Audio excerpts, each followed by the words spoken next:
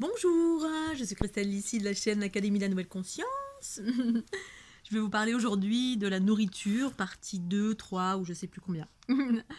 Euh, donc la précédente vidéo parlait de la nourriture bio, enfin comment j'en suis arrivée à la nourriture bio et puis pour explorer, développer un petit peu plus, en sachant que j'ai pas développé tous les aspects parce que j'ai oublié, c'était il y a tellement longtemps que je suis passée par plein de phases effectivement suite à mes différentes expansions de conscience dans le corps au sujet de la nourriture, mais au sujet de plein de thèmes différents. En fait, ça me montrait, je sentais et la conscience me montrait ce qu'était chaque chose, que ça fait dans mon corps, et puis m'amener vers des choses originelles. C'est comme si je remontais à mon état originel primordial, qui m'a amené à conscientiser que la chose la plus en adéquation avec laquelle ma conscience était, la conscience qui s'expansait en moi, c'était la nourriture vivante. Alors vivante, ça veut dire quoi? Pour moi, hein, bien évidemment. Alors, je vous partage mes expériences, ma conscience, ça ne veut pas dire que vous devez faire ça, parce qu'on est tous différents, on provient de lignées différentes. Ce qui fait que certains êtres sont plus, peuvent manger tout et n'importe quoi, ça leur fait absolument rien. Souvent les êtres de lignée patriarcale, j'ai remarqué. Et puis d'autres, plus en adéquation avec, avec nos origines, en fait. Hein. Voilà, moi, ça allait vers des choses de plus en plus aériennes. Et pour autant, je suis quelqu'un de très ancré aussi. Mais on a tous, il existe pour moi différents ancrages, différentes façons d'être ancré. Dans quoi on est ancré? Qu'est-ce que c'est l'ancrage pour chacun? Euh, et qu'est-ce que c'est la notion aérienne de chacun? C'est-à-dire le cosmo-tellurique. C'est pour ça qu'il y a plusieurs types de Kundalini aussi. Quand on parle de la Kundalini, il n'y a pas qu'une Kundalini. Pour moi, il y a une multitude. Et c'est ce qui fait la richesse, et ce qui fait le mélange des genres qu'il y a eu pendant toute l'ère patriarcale entre différentes races peuplades, et en cela, derrière, à l'origine, tout simplement une génétique différente, un ADN différent et des lignées originales différentes en provenance de différentes lignées extraterrestres différentes. C'est pour ça qu'il est important de vous écouter. Moi, je vous partage que ma réalité. Donc le bio, oui, et le vivant, ça m'a amené vers la notion du vivant, et ensuite la notion du plus rien. Bon, je ne suis pas allée dans ça parce que ça implique tellement de choses. Je suis passée par des phases de... Parce que ça impliquait la nourriture. Si on arrête de manger, qu'est-ce que ça implique? Hormis de mettre de la... Parce qu'il y a la nourriture basique, hein, la nourriture de je me nourris, dans le sens où c'est une nécessité. Alors là, ça, c'est la survie. Hein. On se nourrit parce que... parce que tout simplement, si je ne mange pas, je meurs. Ça, c'est la survie. C'est vous observez les animaux, c'est ça. Hein. C'est rarement du plaisir. C'est on mange, on mange, on mange, et on passe la journée à chercher à manger, manger, manger. Parce que si on ne mange pas, on meurt. Ça, c'est le mécanisme animal en nous.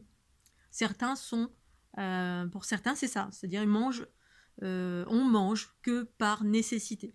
Ensuite, il y a la notion de manger par plaisir. Trop bien. Et là, le plaisir, on se rapproche des notions d'amour. Voilà. Après, évidemment, dans ce monde, il y a plein de choses qui ont été détournées parce que, détournées dans le sens...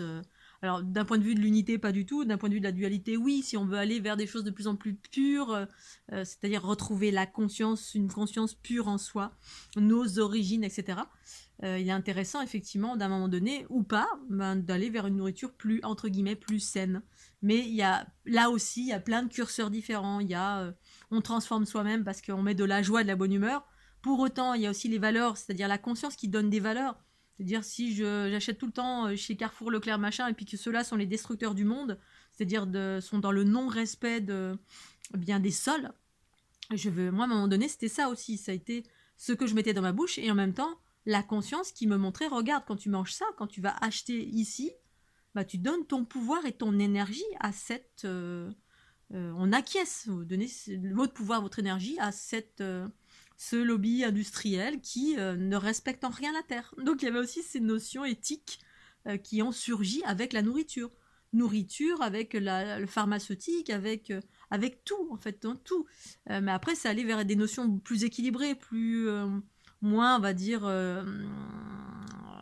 voilà, parce que c'était plus... À un moment donné, c'était vraiment catégorique pour moi, mais c'était pour sortir progressivement. La conscience m'a amené à ça pour sortir de tout ce qui enfermait la conscience. Bref, ça m'a amené vers le bio, etc. Puis ensuite le cru. Mais le cru, dans ma vie, j'ai souvent traversé des périodes de cru. Je mangeais cuit, cru, mais j'ai eu beaucoup de phases dans ma vie, je mangeais des salades, des salades, des salades, parce que, voilà, soit ça correspondait à des régimes, soit c'est parce que j'ai eu la chance d'avoir un papa qui était méditerranéen, donc il mangeait autant du cru que du cuit. C'est-à-dire le régime, un peu le régime crétois, manger cru, des fèves crues, des fruits crus, des légumes crus. Bon, c'est pas arrivé avec lui parce que peut-être c'est arrivé un peu plus tard. Bref, ça a surgi dans ma vie de façon, voilà, entre le cuit, le cru, la crème, on enferme. Toutes les notions de la nourriture aussi qui correspondait au voile de l'ego, c'est-à-dire la nourriture qui n'est pas dans son état primaire. Eh bien, c'est justement de la nourriture cuisinée ou assemblée. Alors, l'industrie, c'est ça, c'est l'industrie alimentaire, c'est ça, c'est des agglomérats de plein de choses qui ne sont plus de la nourriture, qui sont des conservateurs, des colorants, du sucre industriel, du sel industriel. Bref, c'est un mélange de plein de choses qui au final sont plus de nourriture, plus de la vraie nourriture. Donc là, on va parler des plats préparés, par exemple. Si vous préparez vous-même des plats, c'est la même chose. À un moment donné, je me rendais compte que la conscience me montrait que quand je mangeais des plats en sauce, eh ben, je voilais la vérité de la nature originelle de chaque chose. Et la conscience, c'est ça, ça révèle la nature originelle de chaque chose. C'est-à-dire que à un moment donné, je commençais cette clairvoyance qui se manifestait en moi, c'était voir la vérité au-delà, la vérité de la nature de chaque chose au-delà des voiles. Et les voiles, ben, ils sont partout, dans nos pensées, paroles, actions, dans ce qu'on met dans notre bouche, dans voilà, la nourriture, les médicaments, bah, ça voile la chose originelle, c'est les plantes, c'est dans la nature. Hein. On a synthétisé, on a reproduit tout simplement les plantes pour en faire des médicaments, et donc on paye très cher pour ça, alors que tout existe dans la nature. Les plats, on les a transformés de mille et une façons pour nous rendre addicts. Les plats préparés notamment, McDo, tous les produits qui rendent addicts, quels que soient les produits. Le café, le thé, tout ça a été détourné à la base. Le café, le thé, c'était des plantes médicinales, même sacrées. Hein. Il y avait des rituels pour connecter à des plans plus élevés de conscience. C'était dingue. En fait, à la base, on utilisait ça avec parcimonie. Hein, le thé, voilà. Les plats préparés, même quand on les fait nous préparer. Par exemple, mon papa, quand il fait des plats, il dit oui, moi j'aime bien les plats goûtus, quand ça a du goût. Et puis au fil du temps que moi j'étais en train de me dévoiler, ça, la conscience dévoile et on va à la nature. Hein. Je mange un légume, un fruit, je mangeais le légume et le fruit et j'avais progressivement, à force de me désaddicter du sel et du sucre, et bien progressivement je retrouvais le goût véritable, parce que ça nous annule le goût véritable du corps, hein, le corps originel. Vous mettez un fruit que vous avez cultivé vous-même dans votre jardin, ou d'un endroit où ça a été fait avec respect, dans le respect de la nature, etc. Vous allez sentir le vrai goût, et le goût c'est ça, c'est le goût du fruit que vous mettez dans votre bouche, de la tomate, de la carotte. Quand on cuisine, alors quand c'est cru, d'une part, on retrouve le goût, parce que c'est plus voilé par du sel, du sucre, du poivre. Bon, les condiments, encore, c'est une chose qui est juste, qui m'élève. Mais les plats en sauce, voilà, les plats en sauce, alors effectivement, après, il y a des aspects positifs en tout ça, mais je suis passée par ce côté de aller à l'essentiel, parce que même la crème, la sauce, tout ça, ça cache. Et mon papa, un plat qui a du goût, c'est un plat salé. C'est tout. Et pour la plupart des gens, c'est ça. Un plat qui est salé. Oui, ça a du goût. Alors que ce soit salé, quelle que soit la façon. Hein. Du coup, le vrai goût, on n'a même plus la notion. Enfin, en tout cas, j'ai observé ça un peu partout, particulièrement dans ma famille. La vraie notion du goût, moi quand je l'entendais dire ça, je disais, mais papa, le goût, un plat qui a du goût, pour moi, c'est je sens le goût de la tomate, le goût de la carotte, indépendamment de la tomate. Je sens le goût, c'est un peu comme dans Ratatouille. Je sais pas si vous avez vu le dessin animé. Il met 2-3 produits dans sa bouche, 2-3 légumes, fruits. Il arrive à distinguer très clairement, ah, la tomate, ah, la carotte, ah, le fromage, indépendamment, mais pleinement, le goût d'une chose. Donc ça faisait partie de ma conscience et dans l'élimination progressive de tout ce qui voilait l'essentiel. Ça a été, j'ai arrêté de faire des plats en sauce. Voilà. J'ai arrêté progressivement de faire des plats en sauce. C'est devenu des plats. Ensuite, voilà, bien évidemment, je suis allée vers le végétarisme. Hein, ça, c'est la notion de la protection animale et également la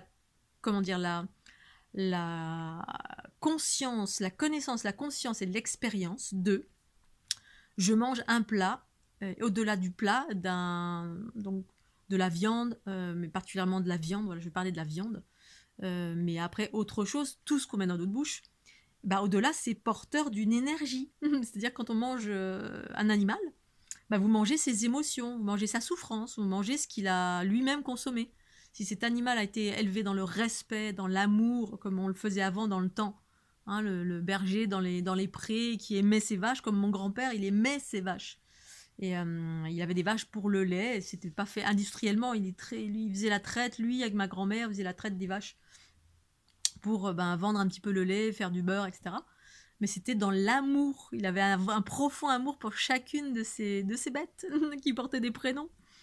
Et aujourd'hui, on est passé à la production. Donc, du coup, il n'y a plus d'amour, il y a du désamour, une vache est devenue une boîte de conserve qui n'a aucun amour, qui est destinée à être soit abattue pour sa viande, soit on tire son lait, mais avec des machines, on lui met des antibiotiques, bref. Donc, cet animal va souffrir parce qu'on ne la respecte pas. Une vache, normalement, c'est quand elle fait un bébé, elle fait du lait, mais un bébé, elle en fait pas toutes les 2 secondes. Ben, là, on pousse à faire des bébés.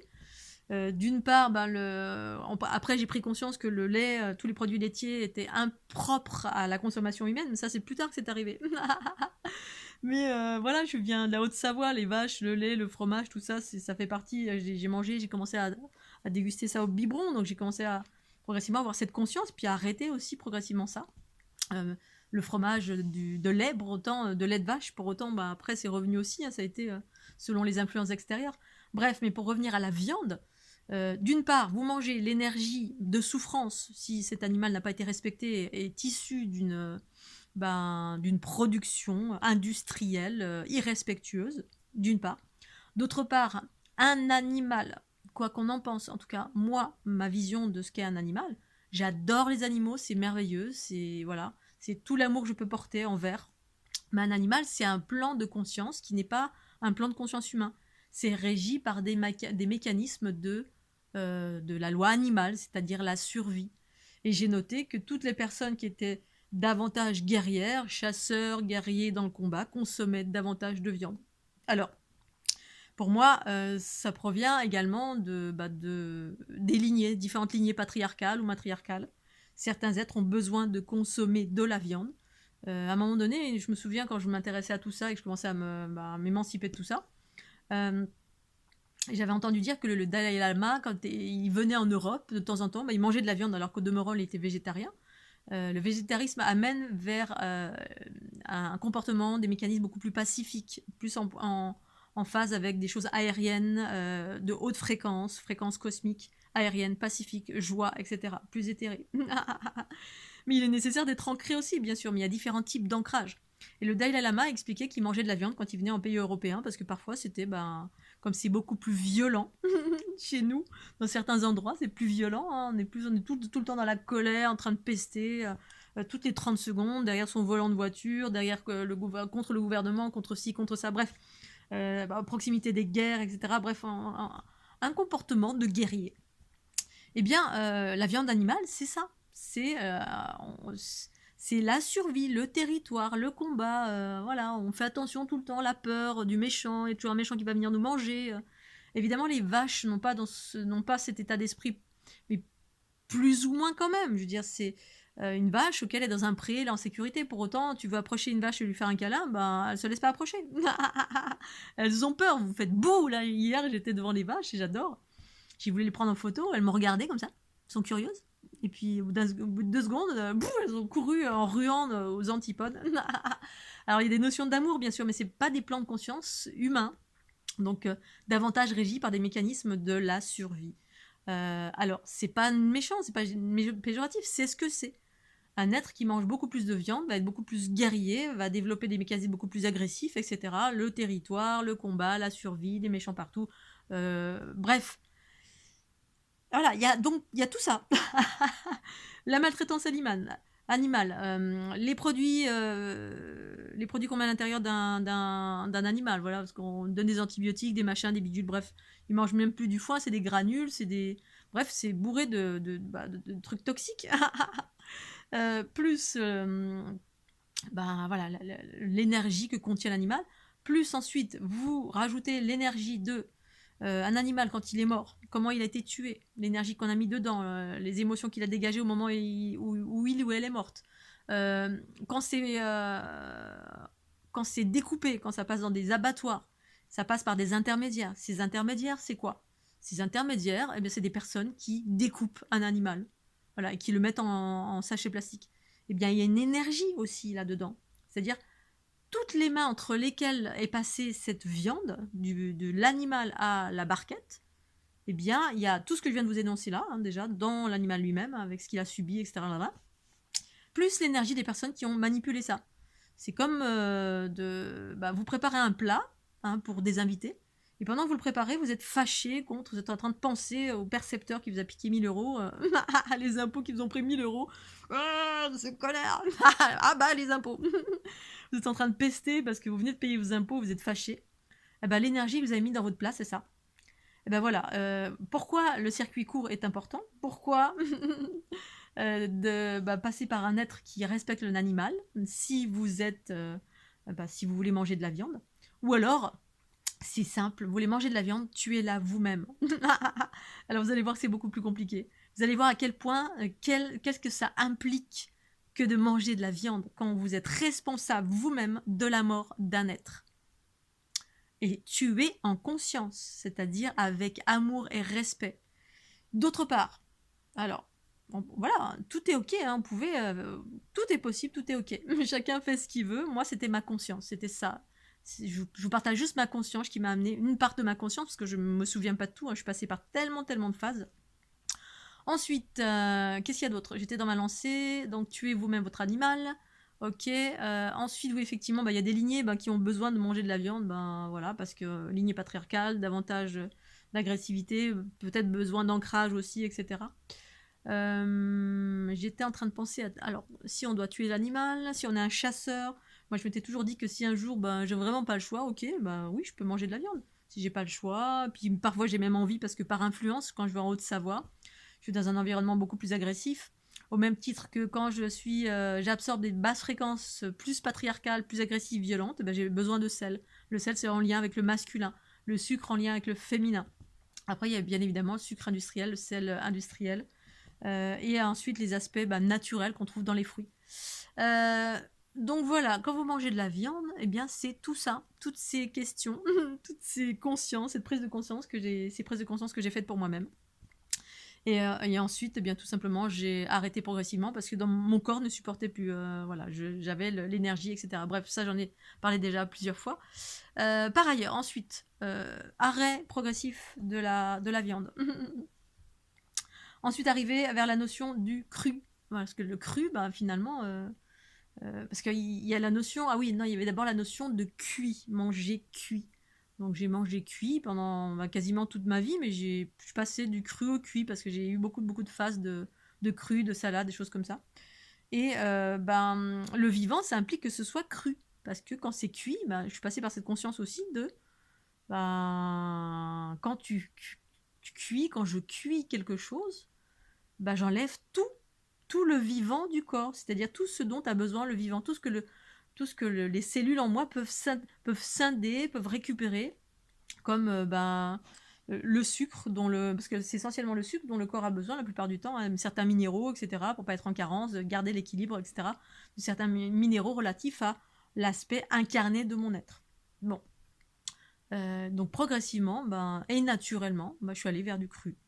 Voilà, parce que ça tombait sous le sens, c'est que tous les minéraux, tout ce dont le corps a besoin se trouve dans le cru. Dès que c'est cuit, c'est mort.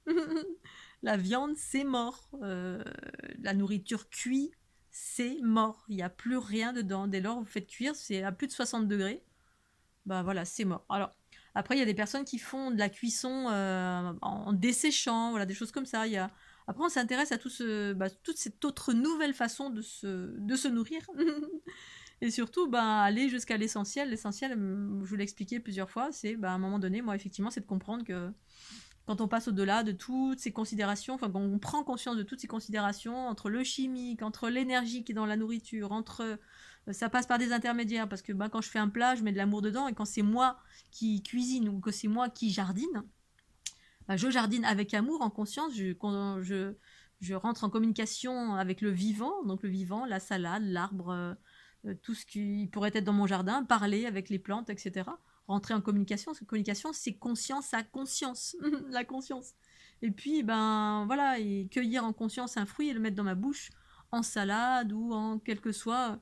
Et effectivement, bah, ça, le plan végétal, c'est un plan de conscience qui est plus en phase avec les hautes fréquences pour moi et qui amène un comportement de paix pacifiste, d'amour, de voilà. Mais l'ancrage qui a été inculqué par la nécessité de la viande, ben moi c'est plutôt en lien avec l'ancrage dans la violence. Voilà, la violence, l'aspect guerrier, etc. Oui, ça ancre là-dedans parce que je le vis moi perso quand bah, je suis en Haute-Savoie, que je suis dans les basses fréquences ou par les influences ou eh bien voilà. Ça ramène plus à cet aspect animal, guerrier, ouga ouga. Voilà, donc pour ce qui est de la nourriture, qu'est-ce que je voulais vous dire d'autre? Bon, certainement, j'ai oublié plein de choses. La notion de bah, comment je suis arrivée vers le végétarisme, et tout ça en étant dans le respect bah, de la différence, bien sûr. Parce que bah, c'est le problème de la planète, c'est les clivages, c'est le jugement de la différence. Voilà, des gens, les carnassiers qui vont juger les véganes et les végétariens, et les végétariens véganes qui vont juger les carnassiers. Pour moi, chacun fait ce qu'il veut. Je partage une conscience qui est la mienne, ça ne veut pas dire que vous devez faire cela. Ce qui est important, c'est d'écouter en soi comment ça vous résonne. Pour moi, c'était de passer par une désaddiction parce que bah, pour pouvoir bien écouter la conscience en soi, sinon bah, je suis conditionnée. J'étais conditionnée de mille et une façons, c'est normal. Je suis née dans une famille qui m'ont conditionnée à manger du fromage, à boire du café au lait, à manger des tartines avec de la confiture, etc. Donc on a développé des goûts qui sont des goûts qui ont été apportés à l'extérieur. C'était pas mes propres goûts. Souvent, on est forcé. Hein. Tiens, mange ceci, tiens, mange ceci. Non, je veux pas, maman. Si, tu manges. Et ensuite, on est conditionné avec l'école. Bref, et ensuite, on est rythmé aussi. La nourriture, c'est ça aussi. Hein. Il y a un rythme. Hein. Il y a aussi des conditionnements des égrégores. Hein. Il faut dépasser les égrégores également. Les égrégores reliés à la nourriture. En France, on est complètement accro à la bouffe. Et c'est génial parce que c'est une source de plaisir. C'est un plaisir.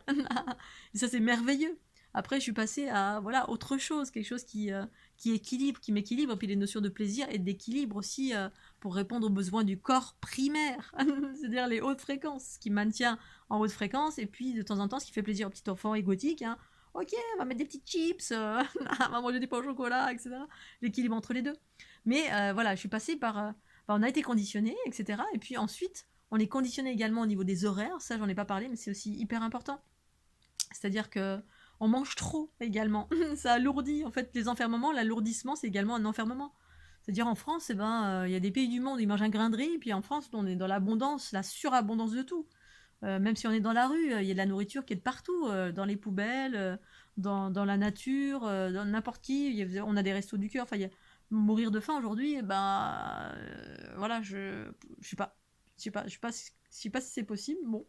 J'ai tellement visité de pays dans le monde entier où il n'y a pas grand chose, et pour autant, bah, je pensais qu'il n'y avait pas grand chose, mais en fait, il y a de l'abondance partout dans la nature, sauf qu'on est conditionné à. Voilà, c'est comme dans les pays, on dit il faut manger du riz, puis vous allez dans la forêt, il y a des papayes, il y a des mangues, il y a des noix de coco partout, puis le mec, il achetait son grain de riz, puis il saignait aux 80 pour acheter son paquet de kilos de riz.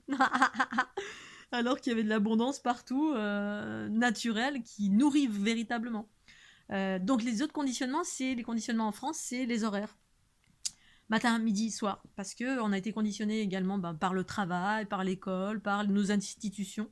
C'est la raison pour laquelle plus je me suis désaddictée, plus ma conscience prenait de l'expansion, et plus je suis sortie des cadres patriarcaux, c'est-à-dire de la société, pour aller créer mes propres cadres.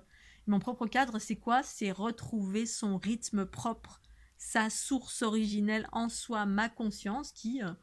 finalement, c'est pas matin, midi et soir. Et ça, je m'en suis rendu compte en couple. C'est-à-dire, je me calais toujours sur la personne avec qui je vivais. Et puis moi, j'avais pas faim, puis ça faisait un conflit. Oui, moi j'ai faim. Non, moi j'ai pas faim. Obligé de manger ensemble. Pourquoi on mangerait ensemble? Mais je m'en fous, moi. On peut se sortir de là. C'est aussi en France, c'est un acte social. C'est un acte de. On se réunit, on est en groupe, on se mélange et puis on partage. Alors effectivement, moi j'adorais ça, hein, faire des soirées, recevoir, etc. Et en couple, on mange à deux tout le temps. Mais j'étais jamais dans mon rythme, jamais. Alors, être ensemble en groupe et faire une fête, c'est pas pareil. Mais être en couple, c'est formateur pour se rendre compte qu'au final, j'étais jamais dans mon rythme. Et puis les rythmes extérieurs imposés par le travail. Donc c'est ça aussi, quand on devient son propre entrepreneur ou qu'on s'émancipe de la société, ben, on s'émancipe des cadres matin, midi et soir. Et du coup, ben, progressivement, j'ai retrouvé mon propre rythme. Et ça, même dans mes différents emplois. À la fin, j'avais des emplois où je pouvais me lever à l'heure que j'avais envie, non pas à 4h, 5h, 6h ou 7h du mat selon l'emploi que vous avez. Et ben là, c'est pareil, ma nourriture, ça a changé. C'est-à-dire, ben, mon rythme, j'ai commencé à me réapproprier mon propre rythme naturel et aller vers son état primaire grâce aux expansions de conscience. Quand on déploie, on enlève, on enlève, on enlève nos bobos, la nourriture, les pensées, paroles, actions, les conditionnements, les gens autour de nous, bref, tout ce qui nous influence d'extérieur, ben, je suis sortie des cadres. Parce qu'à un moment donné, je me suis dit, ah bah tiens, en fait, mon rythme naturel, c'est 9h le matin. Voilà. Si je mettais pas de réveil, si j'avais pas de travail, si je restais pendant très longtemps sans travailler, parce qu'on est conditionné, hein. Vous arrêtez de travailler, vous allez rêver de votre travail pendant ma mère, ça fait, je sais pas, ça fait 10 ans qu'elle a arrêté, mes parents aussi, ma maman, elle rêve encore de son travail. C'est un travail répétitif. Les habitudes, les répétitions, ça robotise en totalité. C'est aux antipodes de la conscience qui s'adapte à chaque instant, comme ça. C'est naturel, c'est comme la vague, elle va, elle vient. Et ben la nourriture, c'est pareil. Se désaddicter, sortir des schémas qu'on nous dit mais non, c'est matin, midi et soir. Mais non, faut manger un fruit, un légume et machin. Bref, on est toujours à l'extérieur en train de demander mais qu'est-ce qu'on doit faire, comment on doit manger. Ou alors on nous dit comment on doit faire, puis on se plie. Et on se plie parce qu'on a des horaires. Voilà, à midi on doit manger, le matin on doit manger à telle heure, le soir faut pas manger beaucoup. Et là, on n'est pas du tout dans notre rythme. Et donc sortir de ces cadres-là, ça permet de retrouver son propre rythme. Et du coup, ben, moi je me suis rendu compte que ben, finalement je mangeais pas beaucoup. Et je peux aussi manger beaucoup. C'est-à-dire que je peux m'adapter. Je vais en Haute-Savoie, hop, parce que je suis quelqu'un qui est une empathe, donc je peux m'adapter à toutes les situations. Mais quand je suis seule avec moi-même, je mange pas beaucoup à la base. Et encore, je mange encore trop. Je me fais des salades de gargantua. Au bout de 3 bouchées, déjà, j'ai plus faim. Si j'écoute vraiment, le reste de la salade ou de la nourriture, ça va être que de la gourmandise. C'est-à-dire l'ego. Le petit enfant, la petite fille en moi. Oh, si, allez, on mange parce que c'est un plaisir, parce que je suis incarnée, parce que, voilà, si on s'arrête de manger, vous allez voir que la nourriture prend une grande place sociale. C'est-à-dire, c'est un moment où on se retrouve, c'est un moment qu'on passe avec soi, c'est un moment qui est comblé dans la vie. Mais en fait, ça peut être, si on s'arrête de manger, on peut faire autre chose. On peut créer autre chose. Cette énergie vitale, c'est aussi de l'énergie quand on mange. Hein, on dépense de l'énergie. Parce que la plupart du temps, quand on mange des choses, la plupart du temps, le corps, il n'a pas besoin de tout ça. J'étais arrivée à un stade où quasiment je mangeais plus. Même, je mangeais que des noisettes et des amandes. Et puis voilà, j'étais comblée. Puis je sentais ce que ça faisait dans mon corps et je mangeais très peu. Bon, je suis revenue à des choses plus vastes. Plus différentes aujourd'hui, et plus dans l'équilibre entre des choses saines et puis des choses un peu moins saines pour nourrir aussi le petit enfant, la petite fille en moi. Bref, voilà, je vais m'arrêter là parce que la vidéo va être un petit peu lourde, un petit peu longue, pour risque de faire des indigestions. Mais pour reparler encore de cette nourriture qui est magnifique, qui est importante aussi, mais qui n'est pas vitale. Voilà, à un moment donné, la conscience peut nous émanciper de cela. Voilà, et puis me rendre compte, forcer de constater qu'on peut s'arrêter de manger. J'ai pas parlé également de faire monter en fréquence la nourriture. J'en ai parlé aujourd'hui sur ma page Facebook, parce que oui, il y a plein de choses que je fais depuis des années, c'est-à-dire au début je bénissais ma nourriture, j'étais encore dans des notions de je bénis cette nourriture, puis à un moment donné ma conscience est tellement élargie qu'elle m'a montré que ça me connectait à un égrégore religieux, et du coup j'ai modifié ça, et puis j'ai modifié les nouveaux mots, c'était en lien avec les sources mères, c'est-à-dire je rends grâce. Je rends grâce. Ici, maintenant, je rends grâce par la grâce des sources mères qui sont en moi, autour de moi, à travers moi. Je rends grâce à cette nourriture divine et sacrée. Ça, c'est mon petit rituel lorsque je mange toute seule avec moi-même, dans le silence. C'est quelque chose que j'avais arrêté de faire quand j'étais en couple. Voilà. Donc, je mettais mes mains sur la nourriture pour la faire monter en fréquence. Ma Kundalini s'active, vient fragmenter tout ce qui n'est pas aligné avec les hautes fréquences de ma trigénitrice, c'est-à-dire la fleur de l'unité. Et ça vient rééquilibrer, réinformer la nourriture pour qu'elle soit haute en fréquence. Voilà, donc il y a certainement encore plein d'autres choses, j'ai oublié, mais je vous délivre tout en vrac, là, ici, maintenant. Parce que l'énergie est là, et puis je ferai certainement d'autres petites vidéos, parce qu'en fait, ça fait partie intégrante des processus pour aller vers le bien-être, la bonne humeur, la joie, la vitalité, le déploiement des potentiels, donc c'est-à-dire le déploiement de la conscience dans le corps, intégrante, la nourriture, et également tous les cosmétiques et le dentifrice et tout ce que vous mettez sur votre corps qui n'est pas naturel et qui ne vibre pas en haute fréquence. Voilà Scooby-Doo. Allez, un petit pouce bleu. Mouah. Puis merci pour votre fidélité. Bye bye.